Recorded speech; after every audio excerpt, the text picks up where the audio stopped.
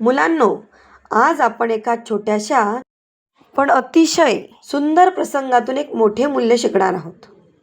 आपल्या इयत्ता 7वीतील पृथ्वीराज सोनवणे या विद्यार्थ्याने एका खारुताईचा जीव वाचवला. त्याने त्या छोट्याशा जीवाकडे दुर्लक्ष केले नाही, तर तिची मदत केली. यातून आपल्याला भूतदया आणि प्राणीमात्रांप्रती करुणा हे मूल्य शिकायला मिळते. माणूस फक्त माणसांवरच प्रेम करणारा नसावा, तर आपल्या आजूबाजूच्या प्रत्येक जीवाबद्दल संवेदनशील असावा.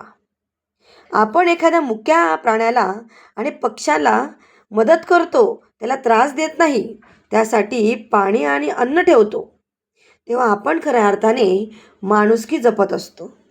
म्हणून मुलांनो, लक्षात ठेवा, ज्यांना बोलता येत नाही त्यांच्याही वेदना समजून घेणे म्हणजे खरी माणुसकी होय.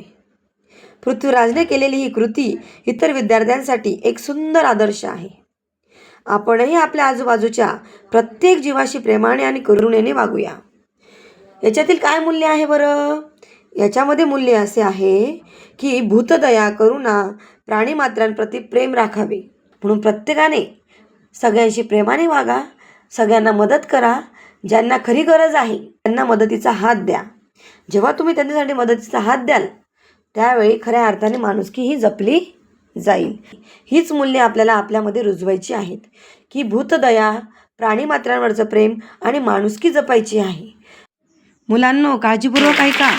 प्राण्यांना हाताळताना स्वतःची सुरक्षा देखील खूप महत्त्वाची आहे. स्वतःची काळजी घेऊनच प्राण्यांना मदत करायची आहे.